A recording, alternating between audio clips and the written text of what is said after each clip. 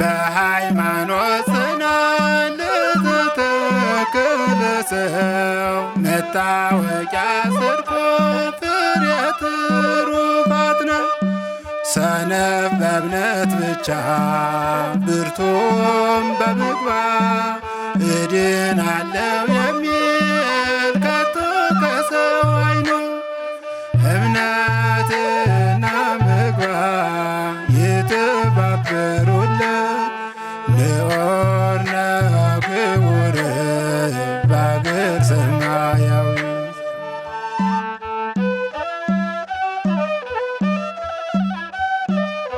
ሰላም ጤና ይስጥልን የተወደዳችሁ ተመልካቾቻችን እንደምን ሰንብታችኋል? ይህ እየተመለከታችሁት የምትገኙት አውደ ትሩፋት መርሃ ግብራችን ነው። እንግዲህ በዛሬው የአውደ ትሩፋት መርሃ ግብራችን ወደ ላስታ ወረዳ ድብቆ በምትባል ቀበሌ ተጉዘን እዛ ነው የምንገኘው። እዚህ የመጣንበትም ዋነኛው ምክንያት በተለያዩ ጊዜ ለመግለጽ እንደሞከር ነው በአካባቢው ላይ ሐምሌና ነሐሴን በተደጋጋሚ ጊዜ በጣለው በረዶ የአካባቢው ማህበረሰብ ሰብሉ በበረዶ ስለወደመ የአካባቢው ማህበረሰብ አሁን ያለበት ሁኔታ ምን ይመስላል የሚለውን ወደ እናንተ ለማድረስ እንዲሁም ደግሞ ማህበረ ቅዱሳን ከተለያዩ በጎ አድራጊ ምእመናን በአሜሪካ ሜሪላንድ ሆተ ምስራቅ ቅድስት ኪዳነ ምሕረት እንዲሁም ጀርመን ፍራንክፈርት ከሚገኙ የማህበሩ አባላትና እንዲሁም ምእመናን በማስተባበር የላከውን ድጋፍ ለማድረስ ነው። አካባቢው ማህበረሰብ ምን ላይ ይገኛል፣ የደረሰው ጉዳት ምን ያህል ነው የሚለውን በመርሃ ግብራችን የምናስቃኛችሁ ይሆናል። እስከ መርሃ ግብራችን ፍጻሜ ድረስ አብራችሁን ቆዩ። የሰሜን ወሎ ዞን ባለፉት ዓመታት በተከታታይ በተፈጥሮ አደጋ በድርቅና በበረዶ በሰው ሰራሽ አደጋም በተለይም በጦርነትና መሰል ችግሮች ጉዳት እያስተናገደ ያለ አካባቢ ነው። ከዚህም ውስጥ የቡግናና ላስታ ወረዳ ተጠቃሽ ናቸው። ባለፈው ዓመት በቡግና ወረዳ ተገኝተን እንዳስቃኘናችሁ በአካባቢው በተከሰተው ድርቅ ህዝቡ ለከፍተኛ ችግር ተጋልጦ ነበር። እንዲሁም የላስታ ወረዳ በተደጋጋሚ በድርቅ የተጠቃ ቢሆንም ባለፈው ክረምት ዝናብ ጥሎ ህዝቡም አዝመራውን ዘርቶ ፍሬ እየጠበቀ ባለበት ወቅት በድንገት በረዶ ጥሎ ሰብሉን ሁሉ እንዳልነበር አድርጎ አውድሞታል። እኛም በላስታ ወረዳ በድብቆ ቀበሌ ተገኝተን የደረሰውን ጉዳት ከአካባቢው የሰብል ልማትና ጥበቃ ባለሙያ እንዲሁም ከአካባቢው ማህበረሰብ እንደሚከተለው ተመልክተናል። ስሜ ቸርነት ጌታዬ ይባላል። የዚህ የድብቆ በላስታ ወረዳ የ025 ቀበሌ የሰብል ልማትና ጥበቃ ባለሙያ ነኝ። እንግዲህ በአካባቢያችን ላይ የደረሰው ጉዳት የጎርፍ እንዲሁም የመሬት መንሸራተት እና የበረዶ አደጋ ናቸው። የተፈጥሮ አደጋ የደረሰው ጉዳቱ የደረሰበት ቀን የመጀመሪያ ሐምሌ 27 የ2017-18 የመኸር ዘመን ላይ ሐምሌ 27 የመድኃኔዓለም ዕለት መደነቢያ የሚባል ጎጥ ላይ የበረዶ ጉዳት ደረሰ። ያው በእርግጥ በዛ ሰዓት ላይ ገና ሰብሉ ተዘርቶ የመጀመሪያ ቡቃያ የደረሰበት ደረጃ በመሆኑ ጉዳቱ ያን ያክል አልነበረም። በመቀጠል ነሐሴ 21፣ ነሐሴ 27፣ ነሐሴ 28 በሶስቱ ቀን የማርያም የመድኃኔዓለምና የአማኑኤል ማለት ነው። በዛን ጊዜ እንግዲህ በጣም መጠነ ሰፊ የሆነ የጎርፍ እና እንዲሁም የበረዶ ክምችት ነው እንትን ያለው በሁለት ጎጦች በተለይ በእንኳይ በርና ድንቡሽት በሚባል ጎጥ በአካባቢው አጠራር ስያሜ በእነዚህ ጎጦች ላይ በባቄላ፣ በአተር፣ በጤፍ፣ በስንዴ መጠነ ሰፊ የሆነ ጉዳት ነው የደረሰው። በተለይ በበረዶ በባቄላ ወደ 86 ሄክታር ነው ከተዘራው 123 ሄክታር ውስጥ በ86 ሄክታር ላይ ሙሉ ለሙሉ በሚባል ደረጃ ነው የወደመው። በተመሳሳይ በአተር እንዲሁ 53 ሄክታር ላይ ነው ወደ 84 ሄክታር ነው የተዘራው። 53 ሄክታር ሙሉ ለሙሉ በሚባል ደረጃ ነው የወደመው። በጤፍ 78 ሄክታር፣ በስንዴ 39.5 ሄክታር በዚህ ነው ሙሉ ለሙሉ በበረዶ የተጎዳው። አጠቃላይ የጉዳት መጠኑ እንግዲህ እንደ ወደ 356.5 ሄክታር ነው በሁለቱም ጎጥ የደረሰው። በዚህ በሁለቱ ጎጥ የሚኖር አባውራ በአባውራ ደረጃ 847 አባውራ እንዲሁም ደግሞ እማውራ ራሳቸውን ችሎ የሚኖሩ ሴቶች እነሱም በተመሳሳይ 320 የሚሆኑ እነዚህን የማህበረሰብ ክፍሎች በደረሰው በ2017-18 የመኸር ዘመን ላይ ነሐሴ ላይ በደረሰው በበረዶ በጎርፍ እንዲሁም በመሬት መንሸራተት ይህን ያክል ሰብል ጉዳት ደርሷል ማለት ነው። እሺ አባታችን እስቲ በመጀመሪያ ስሙን ያስተዋውቁን። እኔ የምባለው አያልም ቢያለ ወንዴ ድብኮ እንኮይ በር ነኝ። ነሐሴ 27 ቀን በወረደብን አደጋ ምክንያት እንኳንስ እህል ቤቱ ብዙ ቤት ወድሟል እና ወዲያው አመልክተን ለአውራጃ ለወረዳ አመልክተን ክፍለ ሀገር መጥቶ ፎቶውን አንስቶ በረዶው ተጭኖ ላስታውራጃ ሄዶ ሁለመናው ተጽፎልናል። አሁን ምንም ህፃንም ልጅ እየተንጫጫ ነው። ገበሬውም እንዲያው የፊተኛው ሽሮ አልቆበት ምንም የሚቀመስ ነገር የለም። ባቄላ የለም፣ ባህር ማሽላ የለም፣ ምን የለ ወድሞብን ዛሬ እያለቀስን ነው የተቀመጥነው። የውላ ገበሬ ለጊዜው አመለከትነ፣ ሰው ሰደርነ፣ ደረሱልን፣ መጡ፣ በረዶውንም ጭነው ሄዱ። ፎቶም አነሱነ የህዝቡን ቤቱም የተመታውን የፈረሰውን ሁላ አይተው ሄዱ። ከዚያ ወዲህ ዝም ብለን እንደተዘጋነ ምንም እሸት የሚባል አልቀመስም። እሸት የሚባል እንዲህ ብለን ሙተናን። ምንም ገበሬው ዛሬ እየተንጫጫ ልጆቹ እየተንጫጩ የሚሄድበት ቸግሮት ነው ያለው። የዚያ ፎቶውን አንስተውት ቦታውን ሄደዋን እንትኑም በረዶም እየተጫነ ክፍለ ሀገር ድረስ ሂዷል እና ይህን ያክል ጉዴት ደርሶብን የምናመለክተው ጠፍቶን እያለቀስን ነው ያለነው። ገበሬው እየተንጫጫ የሚዘራው አጥቶ እንዲያው አቅም አልፎ የሚያገኙ እንደ ሽምብራ ቢበትኑ ሽምብራውንም እንደተልፈለው እና ገበሬው ተሰቃይቶ ነው ያለው። እንኳን መጣችሁልን፣ እንኳን ደረሳችሁልን፣ እንኳን ሰው አለን። እግዚአብሔር እንዲያው ታቦቱንም እንዲያው እግዚአብሔር ያቆይልን። ሀገራችን የነ ምኒልክ የነዛ ሀገር እንኳን ደረሳችሁልን። ሙሃይ ሙጭት የምረቱ አለሙ። እሺ በአካባቢው ላይ የደረሰው ጉዳት ምን አይነት ጉዳት ነው የደረሰው? ጉዳት በረዶ ጀቅ አረገና ሆም አረግ አርማሽት ላይ የለ ባቄላ የለ ጤፍ የለ ልም አረገና አንድ አፍታ መጥቶ የነሐሴ መድኃኔዓለም ጊዜ አንድ አፍታ መጥቶ ልም አረግ ቆልል ብሎ ያረፈበት መሬት ዛሬ ከሳል የተከሳለበት መሬት ነው የሚመስለው። መሬቱ እንትኑ በረዶ ያረፈበት ያርጎድ ልም አረገው። ዛሬ እሸት የለ ወጥ የለ ምንትስ የለ መብላላት ልም አረገና እንኳን አሁን እናንተም ደግሞ እንኳን ደረሳችሁልን እንጂ እንዲያ ብሎ ነው ልም ያለብን ነው። ሌላ ነገር የለኝም። ከዚህ በፊት በመንግስትም በሌሎች ከደረሰው ጉዳት በኋላ የመጣ እርዳታ ነበረ? ያንን አላውቅም፣ አልሰማሁም። ምን መጣ ተባለ እንጂ ወዲያ እንደጣሉበት እንጂ አልሰማሁም። ያንንስ አላውቅም፣ ይሄን አልሰማሁም። እስኪ ስምሽን አስተዋውቂኝ። ስምሽ ማን ይባላል? ስሜ ማሚያስናቀ እባላለሁ። በደረሰው አደጋ የበረዶ ምክንያት የዘራ ነው አዝሪትም ጤፍም የለ ባቄላ የለ ምንም የሚያዝ ነገር የለም። እሸትም ራሱ የዚያር እሸት አፋችንም አልነካውም። በዚያ ምክንያት ሁሉ አስመለከትን። በረዶም ተጭኖ ሄደ፣ ወረዳ ሄደ። ከዚህ ሁሉ አደጋ ደረሰን። ወዲህም ምንም ግዣም ነገር አልመጣልንም። ያው ገና ዛሬ መጀመሪያ ነው ማለት ነው። ስንት ልጆች አሉሽ? 2። በግብርና ነው የምትተዳደሩት? አዎ በግብርና ነው። ከዛ ውጪ የምትሰሩት ስራ ምናምን የለም? ምን ሰራ አይደለም፣ ያው እርሻ ነው። በግብርና ነው የምንኖረው። ምንም የለንም። አዎ ባቄላ ምንም ምስርም ስንዴም ጤፍም ተዘሪ ያው ጤፍም ዘሪ ጭድ ነው። ይውጣውም አይውጣውም ገና እየተፋቀቀ ነው እንጂ ለለተራችን ምን የደረሰ ነገር የለንም። እሸትም ነበር በመስከረም የሚደርሰው እሸት የለ ምን የለ ሰላሱት የለ እንኳን ለለት ለተመጮ ራሱ ሰላሱት የለንም። መንጫጫት ነው። እንግዲህ የተወደዳችሁ ተመልካቾቻችን አሁንም እንግዲህ መርሃ ግብራችን እንደቀጠለን ያለው እንደምትመለከቱት በዚህ በአካባቢው ብዙ ሰዎች አርሶ አደሮች ተሰባስበው ነው የሚገኙት። አሁንም የደረሰውን ጉዳት አሁን በምን አይነት ደረጃ ላይ እንደሚገኙ ከነሱ ጋር ቆይታ እያደረግን እንቀጥላለን። አብራችሁን ቆዩ። እስኪ ስሞ ማን ይባላል? ስሞን ያስተዋውቁ። ያረጋል ጌጡ። በአካባቢው ላይ የደረሰው ጉዳት ምን አይነት ጉዳት ነው? ምንድነው ያስከተለው? እስኪ ሳራ የሚለውን በደንብ አድርገው ለተመልካቾቻችን ቢገልጹልን። ያስከተለው ምንድነው መሰለህ? እዚህ ሀገር ላይ ጥሬ እህል ባቄላ፣ ምስር፣ አተር፣ ስንዴ ሙቷል። ይሄ በስቋላ ገበሬ እጁን ጨብጦ ከዛፍ ጋር ከእርሻ ጋር ነበረ። አሁን እህቱን ድስት የሚንጋለልበት የለም። ድስት እንዲህ ተብሎ የሚንጋለልበት ስለሌለ ዝም ብሎ እንደወጣ ቀርቷል። ለቅጦ ገልብጦ ነው ያለው። የመንግስት እጅ ያየ ነው ያለው። አሁን እስኪ ማን ይባላሉ? አበሩ አለባቸው።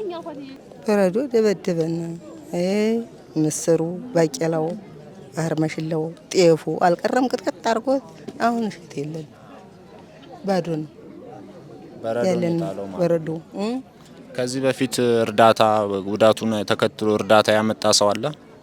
የለም ጉዳቱ በፊት የመጣ የለም።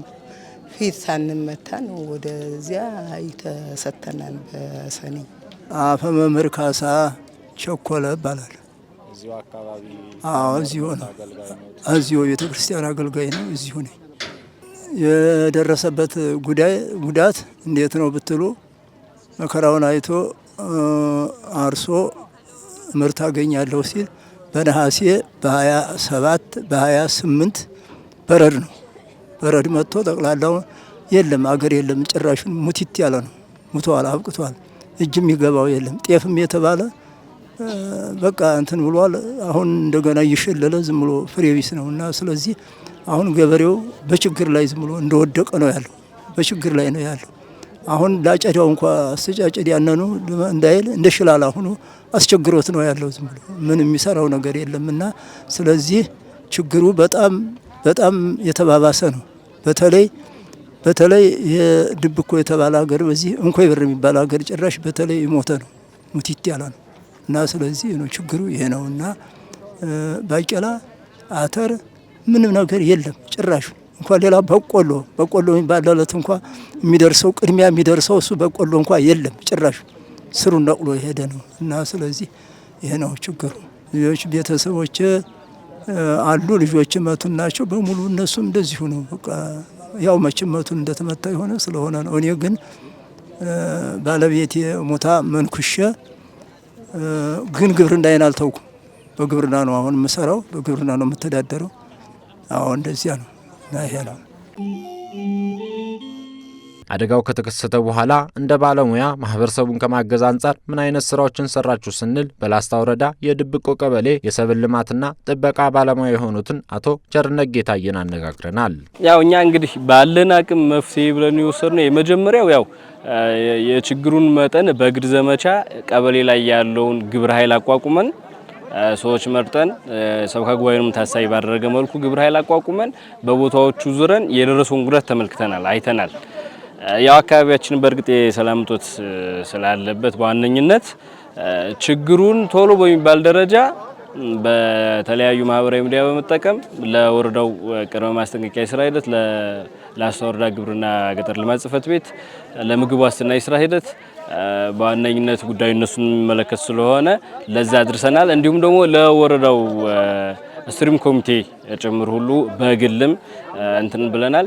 ሌላው እንግዲህ ለማህበራችን ለወረዳው ማህበረ ቅዱሳን እንዲሁም ለቅዱስ ላሊበላ ደብረ ብርሃን ሰንበት ትምህርት ቤት ያደረሰውን ጉዳት በአይነት በመጠን አድርሰናል። በዚህ መልኩ ነው አድሬስ ያደረግነው ጉዳት ነው።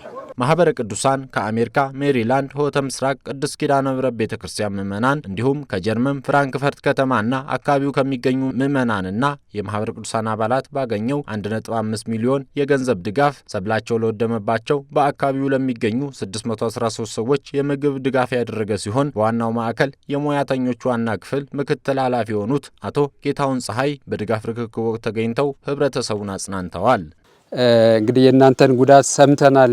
ቅድም ወንድሞች እንደገለጹት በእነሱ በኩል ነው አጠቃላይ የደረሰባችሁን ጉዳት መጠን የደረሰን መረጃው ከደረሰ ጊዜ ጀምሮ የተለያዩ ድጋፎችን ለማሰባሰብ ስንሞክር ነው የቆየን። ለሚመለከተው አካል ለማድረስ ሞክረናል። ለመንግስታዊ ላልሆኑ ረጂ ድርጅቶች ለሌሎች ማለት ነው። እንግዲህ እስካሁን ያገኘነው ይህ ነው።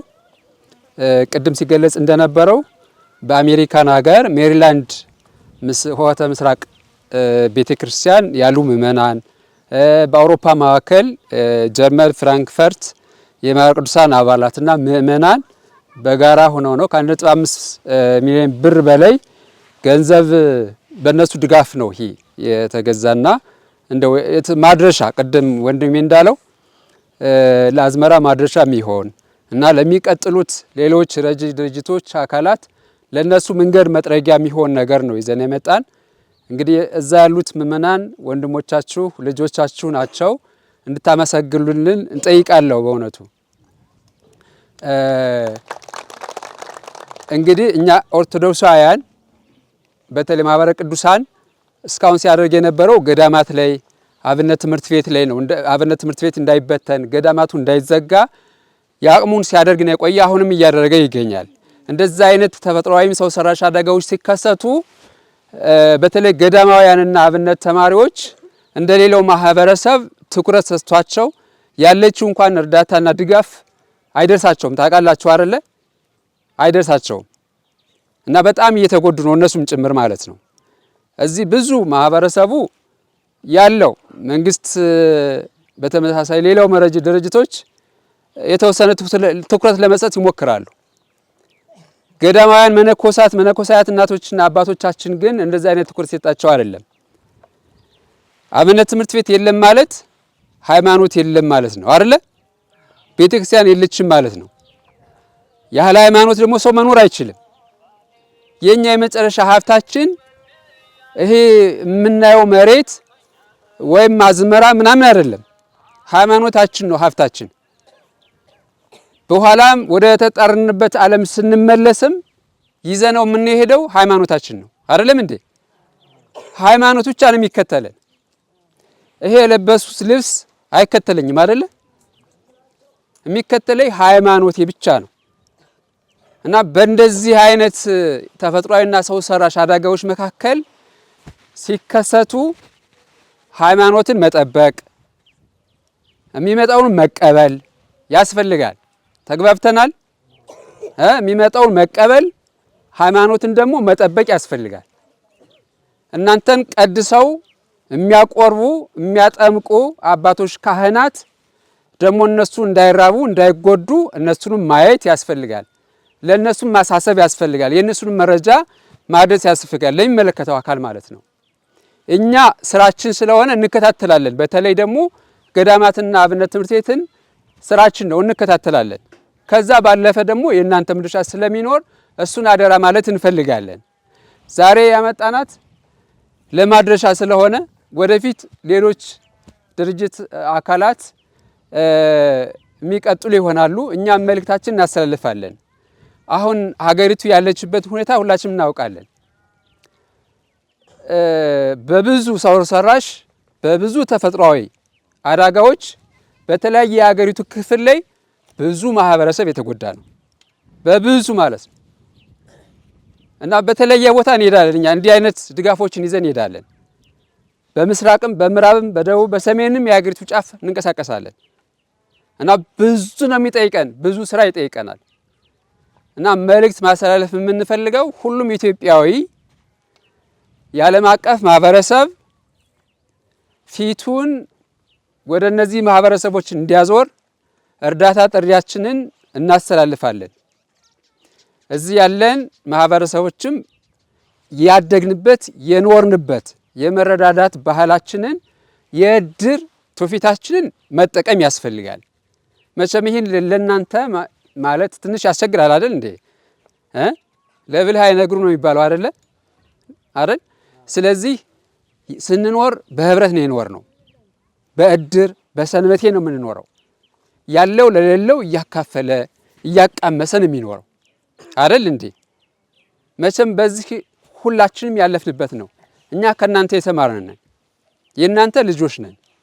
ያስተማራችሁን በህብረት መኖር ተካፍሎ መብላትን እናንተን ያስተማራችሁን እና በእንደዚህ አይነት የሚያልፍ ጊዜ ነው። ጊዜው በራሱ የሚያልፍ ነው። ይህ ክፉ ጊዜ አይደለ? ተፈጥሯዊ ነው። የደረሰባቸው ተፈጥሯዊ ነው።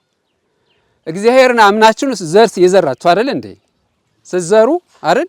እግዚአብሔርን አምናችሁ ነው ከቤታችሁ ከጎተራችሁ አውጥታችሁ ዘሩ የዘራችሁት።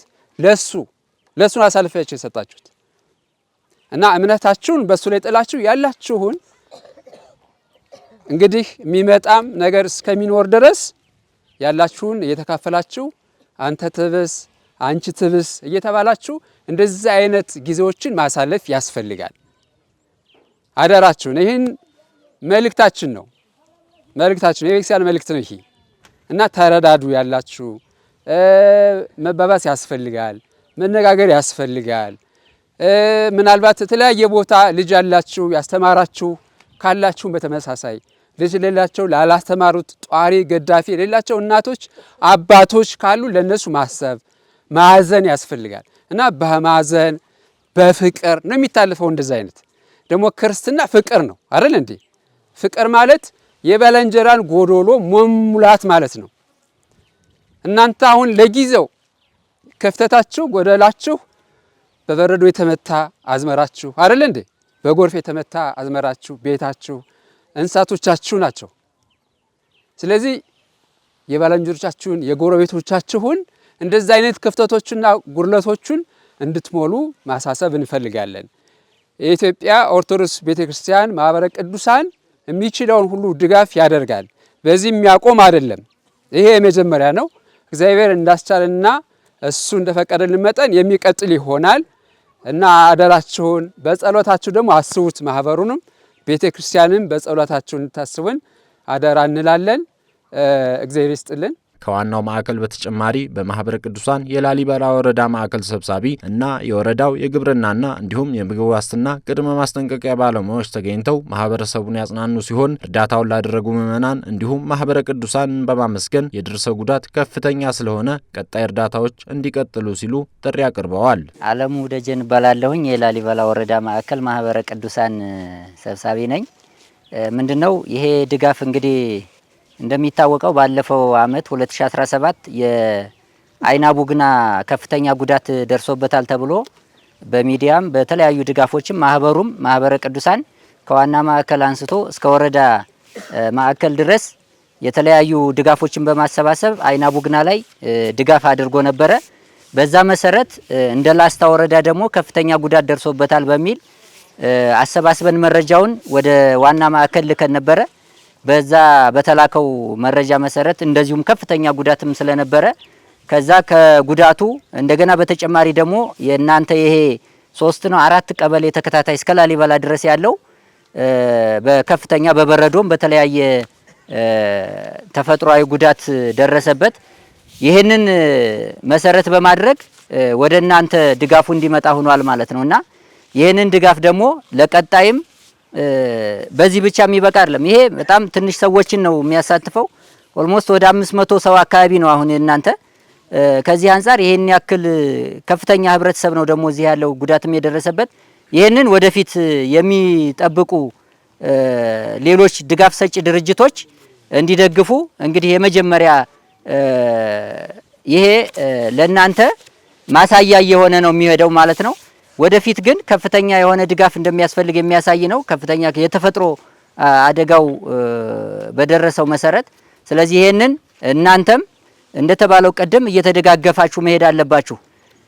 ሌላውን ይሄ የማህበረ ቅዱሳን ከሰንበት ትምህርት ቤት ተነስቶ እስከ ላይ ድረስ ያሉትን መረጃዎችንም ሁሉንም እያሰባሰበ ከዚህ በፊት በአብነት ትምህርት ቤትና በሌሎች ነበረ ድጋፍ ሲያደርግ የነበረው። አሁን ግን ማህበረሰቡ በተለያየ በከተማም በገጠርም ያለው እየተጎዳ ስለሆነ ከዛ አንፃር ነው ከውጭ ካሉ የኦርቶዶክስ ምእመናን በማሰባሰብ በተለይ ሜሪላንድ ላይ የኪዳነ ምሕረት የቅድስት ኪዳነ ምሕረት ምእመናኖች እንዲሁም ደግሞ ጀርመን ፍራንክፈርት የማህበረ ቅዱሳን አባላት እንዲሁም የምእመናን ባደረጉት ድጋፍ ነው አሁን እናንተ ጋር የደረሰው ማለት ነው።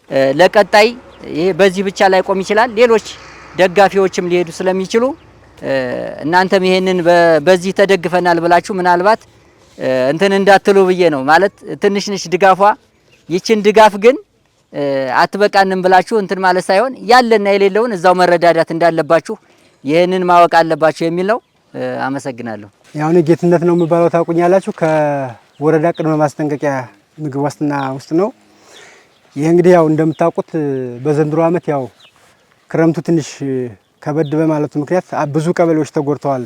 እንደ ላስታ ወረዳ ከ8 በላይ ቀበሌዎች ናቸው ችግር የደረሰባቸው የእናንተን ቀበሌ ጨምሮ ማለት ነው። ከጎናችሁ እዚህ ገለሶት አለ 05 ደብረ ሎዛ ሶርባ የተጎዱ ቀበሌዎች አሉ። ከ8 ያላነሱ ቀበሌዎች ማለት ነው። በአጠቃላይ ከፍተኛ የሆነ ጉዳት ነው የደረሰው። ግን እንደናንተ ቀበሌ ያው የደረሰውን ጉዳት ታውቁታላችሁ። ከ700 በላይ አርሶ አደር ነው ድጋፍ ማግኘት መቻል ያለበት ተብሎ የተያዘው። አጠቃላይ ከቀበሌው ላይ ከሚታረሰው መሬት በ50% ያው ምርት የሚቀንስበት ሁኔታ እንዳለ ነው ጥናት ተሰርቶ የተላከው ወደ እንትን ማለት ነው። ስለዚህ ያው ይህን ጥናት በማየት የማህበረ ቅዱሳን ድጋፍ አድርጓል። ይህን ድጋፍ ያው እናመሰግናለን። ዞሮ ዞሮ ምስጋና ስለሆነ መሰጠት መቻል ያለበት እንደወረዳ ማለት ነው። ከዚህ የበለጠ ግን ህብረተሰቡን ለማቋቋም የሚሰሩ ስራዎች አሉ፣ ሌሎች ፕሮጀክቶች ይኖራሉ። ለእናንተ ግን አሁን ለለቱ ለጊዜው ያው እሸት ያው የቆረጣችሁበት ሁኔታ ስለማይኖር ልጆቻችሁ እሸት የሚጠይቁበት ሁኔታ ስለሚኖር ትንሽ አዝመራው እስኪደርስ ድረስ ገፋ ሊያደርግ የሚችል እርዳታ ነው የተሰጠው። በአጠቃላይ ወደ 92 ኩንታል ስንዴ ነው የመጣላችሁ። ይሄን በ15 ኪሎ ግራም ያው በዓለም አቀፍ ስታንዳርድ መሰረት 15 ኪሎ ግራም ለአንድ ቤተሰብ በሚለው ወደ 613 የሚሆን አርሶ አደሮች በዚህ ድጋፍ ተጠቃሚ ትሆናላችሁ ማለት ነው። እንደ ቤተሰብ ብዛቱ ነው ማለት ነው። በአባወራ ደረጃ ወደ 227 አባወራዎች ናቸው ተጠቃሚ የምትደረጉት። ቅድም እንዳልኳችሁ ግን ከ700 በላይ አርሶ አደር ነው ድጋፍ የሚፈልገውና በአሁኑ ዙር ያደረግነው ምንድነው የቀሰም እህል የጠፋባቸውና ከፍተኛ ጉዳት የደረሰባቸው አርሶ አደሮች ተለይተው ይሄ ድጋፍ እንዲደረግላቸው ነው የተደረገው። በቀጣይ ሌሎችን ድጋፍ ለማግኘት ደግሞ እንደዚህ ፈንድ በሚገኝበት ሰዓት ወደ እናንተ የሚመጣበት ሁኔታ ነው የሚኖረው። ስለዚህ ያው ይሄን እያደረገች ያለችው የኢትዮጵያ ኦርቶዶክስ ተዋሕዶ ቤተክርስቲያን በሰንበት ትምህርት ቤት ማደረጃ ማህበረ ቅዱሳን ነው። እንግዲህ የተለያዩ ፈንዶችን በማፈላለግ ይህን ድጋፍ ያደረገውና ጥሪም ስናቀርብለት ምላሽ ስለሰጠን በእናንተ በኩል አንድ ጊዜ ምስጋና እንድታቀርቡ ጠይቃለሁ፣ እንደ ላስታ ወረዳ ማለት ነው። ዞሮ ዞሮ ድጋፉ ይሄ ነው የሚመስለው። ይሄን ይዛችሁ በቀጣይ ደግሞ የተሻለ ነገር የሚገኝበት ሁኔታ ካለ በዘላቂ የምትቋቋምበትን መንገድ እንደ ወረዳ የምንፈልግ ይሆናል። በዚሁ እንትን ብለን ቀጥታ ወደ ስርጭቱ እንሄዳለን ማለት ነው። አመሰግናለሁ። አሁን ላይ ከደረሰው ጉዳት አንጻር የመጣው እርዳታ በቂ ነው ባንልም ጉዳት የደረሰበት ማሳስፋት የተጠቃሚው ሕዝብ ወይም ከማሳው የሚያገኘው አርሶ አደር ሙሉ ለሙሉ አገኘ ማለት አንችልም። ቢሆንም ግን አንደኛ የሚመለከታቸው አካላቶች ዝም በማለታቸው ከአቅም ውስንነት ይሁን ለጉዳዩ ትኩረት ካለመስጠት ይሁን ወይም አካባቢው ላይ ያለው ሰላም የተለያዩ ፋክተር አፌክቲንጎች ቢኖሩም እንኳን ማንም ሰው ይሄ ነው ያለን የለም፣ ማንም ሰው ማለት ነው። በመሆኑም የመጀመሪያ አለንላችሁ ደርሰንላችኋል በማለቱ ማህበረ ቅዱሳን ከልብ እናመሰግናለን። እግዚአብሔር ይስጥልን፣ ማህበሩን ያስፋልን። ሆኖም ግን ቀጣይነት ቢኖረውና አሁን ይሄ በእኛ በቀጠና ከፍለን ነው እንትን ያደረግነው። ስለዚህ ይሄ የመጀመሪያ ዙር እነዚህ ሰዎች ናቸው ያገኙት አሉ። ከዚህ አሁን ካገኙት ጉዳት ከደረሰበት 1/4ኛው ማለት ነው። ስለዚህ 1/4ኛውን አሁን ያገኘው የመጀመሪያውን። ስለዚህ ሌሎቹን ደግሞ ተቀጣይነት ባለው መልኩ የሚደገፉበትን አማራጭ ማህበሩ ቢፈልግና ሌሎች ድሎችን ቢያመቻችልን ብለን እንጠይቃለን። ለአሁን ላገኘነው ግን ከመንግስትም ሆነ ከሌሎች አካባቢያችን ላይ በጣም ብዙ ድርጅቶች አሉ። በነገራችን ላይ ሉትራና ለሌሎችም አሉ። እስካሁን ድረስ ምንም እንትን ያሉን ጉዳዩን አሳውቀናል በተመሳሳይ ጊዜ በተመሳሳይ ሰዓት። ሆኖም ግን የመጀመሪያ ፋናዋጊ የሆነው ማህበሩ ነው። ለማህበራችን ማህበረ ቅዱሳን ከልብ እናመሰግናለን። ማህበረሰቡም ለተደረገለት ድጋፍ ያመሰገነ ሲሆን የደረሰው ጉዳት ከፍተኛ በመሆኑ እርዳታዎች እንዲቀጥሉ ሲሉ አሳስበዋል። ያመጣልን ቤተ ክርስቲያን እግዚአብሔር የምድር ቀርቶ በዚያ በሰማያዊቱ ቤት እግዚአብሔር እዚያ የጨፌይቱ አጉዝጓዜቱ እንዲያገባልን እንዲያው እግዚአብሔር እንዲያው የነምኒልክና አገዘሮች ሁናችሁ እናንተም በማሳሰባችሁ በጣም እናመሰግናለን። የሁላ ወገን በመሆናችሁ ፈጥኖ ደራሽ ደርሳችሁልናል። ያው እየተፈራገጥነ ነው። እንኳን ለዚህ አበቃነ። እንዲያው እድሜያችሁን ይሳበው፣ እናንተንም ያቆይልን። ለድሃ ተጎጂ ለድሃ ያዘኑትና አባቶቻችን እኛ ለማመስገን ያብቃነ። ወደፊት እኛ ትላንትና ተመቶብና አዝመራችን አዝሪታችን ይሄ መጣን ብለን አላሰብነውም። እንዲያው መቼም ለመንግስት እንናገር ብለን ነው እንጂ ይሄ መጣን ሳንል ይኸው መጥቶ አደጃፋችን ይኸው እንዲህ ያለ ነገር ፈሶልናልና ይህንን ምን ተቋምን ያቆይልን፣ ሰጪ ድርጅቶችን ያበርታልን። እናመሰግናለን። በጣም እግዚአብሔር ይስጥልን፣ ኑሩልን። እናቶች ተዋዋኮች ተወካዮች ተባረኩ። አሁንም ጌታዬ የሰማይ የምድር ሰው ያርጋችሁ ያስታችሁ። አዎ ሰማይ የምድር ሰው ያርጋችሁ። ተባረኩ። ደረሳችሁልን አይደለ? ተቸግራችሁ ተጠባችሁ መጣችሁልን። እግዚአብሔር ይስጣችሁ። ሰማይ በምድር ይታደጋችሁ ጌታ። ሰረሰረ እናመሰግናለን። ታቦቱንም ከፍ ያርግልን፣ ለጋሾቹንም ያኑርልን፣ እናንተንም እድሜያችሁን ይስጣልን። እናመሰግናለን። ማለት የምፈልገው ነገር ይሄ እንደው ችግራችን ይሄን ያህል እንኳን መታወቁ በጣም ደስ ይላል። ማርያም ትልቅ ምስጋና ያስፈልገዋል። በቃ ችግራችን ራሱ ያን አርሶ አደር እንዳላረሰው ሆኖ ይሄን ያህል ምድረ በዳ ላይ እንደወደቀ ይሄ ድርጅት ይሄን ማወቁ ራሱ ትልቅ ምስጋና ነው። አዎ እሱማ እንግዲህ የምታዩት የዓመት አዝመራ ነው። ይሄን ውሎ የሞተ ስለሆነ አሁን ለወደፊቱ ቀጣይ ይሄ ነው ካልተባለ ሰው ሊቋቋም አይችልም፣ የለውም፣ ጭራሹን የለውም የሚጨብጠው ነገር ስለሌለው አሁንም ለወደፊቱ የሚቀጥል ካልሆነ ባይሆን ትንሽ የዓመት እድሜ ሁኔታውን ይሄ ነው ብሎ ደግሞ ለወደፊቱ በሚያለው እግዚአብሔር ደግሞ ቢረዳ ነው እንጂ ምንም የለውም። አሁን ህዝቡ አሁን የሚመገበው የለውም ጭራሽ። የዕለት እንኳ ምላችሁ አሁን በቆሎ ነው። በቆሎ ነው የልጅ ማታለያው ቀርቶ የራብ መክሊያው በቆሎ ነበር። በቆሎ እንኳ የለም ከስሩ የነቀለ ነው። እና ይሄ ጉዳይ መንግስት ቢያውቀው ማህበረ ቅዱሳን ይሄን ጉዳይ ባለው በተቻለው ሰበው በክሎቱ ቢረዳ የተቻለ ነው ለማለት ነው። ለዚህማ እንግዲህ የተዋህዶ ሃይማኖት ሰው በክርስቲያን በኩል እንኳን ጉዳት ደርሶበት በሁኔታው የድጋፍ እንኳን ሁኔታ የሚሰጥ ነው። ይሄ እንግዲህ በመምህራንና በትምህርት ባለው ሁኔታ ለህዝበ ክርስቲያን የሚያስብ የተማረ ክፍል ስለሆነ በጣም እናመሰግናለን። ስለዚህ እርዳታ መስጠቱ ይሄ ብዙ ነው፣ በጣም ደስ የሚል ነው። መጀመሩም ይሄ ነው ማለቱም ይሄ እንግዲህ የማህበረ ቅዱሳን የትምህርት አኳያ የመንፈሳዊ ስራ ስለሆነ ነው እና እናመሰግናለን። እንግዲህ የተወደዳችሁ ተመልካቾቻችን ከመርሃ ግብራችን እንደተከታተላችሁት በአካባቢው ላይ የደረሰው ጉዳት ከፍተኛ ነው። ከደረሰው ጉዳት አንጻርም በአካባቢው ላይ የመጣ ከዚህ በፊት እርዳታ ምንም አይነት እርዳታ የለም። ማህበረሰቡ እሸት ቀጥፎ ለልጆች ያበላ ነበር። እሱም እሸት በበረዶ ስለጠፋ አሁን ከፍተኛ ችግር ላይ ነው ያለው። ዛሬ የተደረገው ድጋፍም በአንድ ጎጥ ለሚገኙ ለ600 አካባቢ ለሚሆኑ ምእመናን ነው። እንግዲህ ይህንን ድጋፍ ላደረጋችሁ ሆተ ምስራቅ ቅድስት ኪዳነ ምሕረት ቤተክርስቲያን የምትገኙ ምእመናን እንዲሁም በአውሮፓ ማዕከል ጀርመንና ፍራንክፈርት የምትገኙ የማህበረ ቅዱሳን አባላትና የአካባቢው ምእመናን በእግዚአብሔር ስም እናመሰግናለን። ቀጣይም ድጋፎች ስለሚያስፈልጉ እንግዲህ ከስር በሚቀመጠው በማህበረ ቅዱሳን የድጋፍና መልሶ ማቋቋም አካውንት ድጋፍ በማድረግ ለአካባቢው ማህበረሰብ መድረስ የምትችሉ መሆኑን ልናሳውቃችሁ እንወዳለን። ዝግጅታችን የተከታተላችሁትን ይመስል ነበር። ቀጣይ ሳምንት በሌላ ርዕሰ ጉዳይ እስክንገናኝ ድረስ ቸር ሰንብቱ።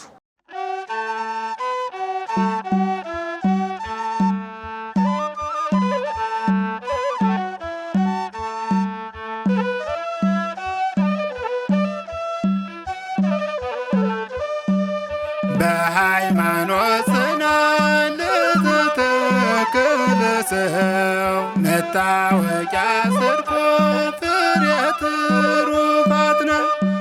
ሰነፍ በእምነት ብቻ ብርቱም በምግባር እድናለው የሚል ከቶ ከሰው አይኑ እምነትና ምግባር የተባበሩ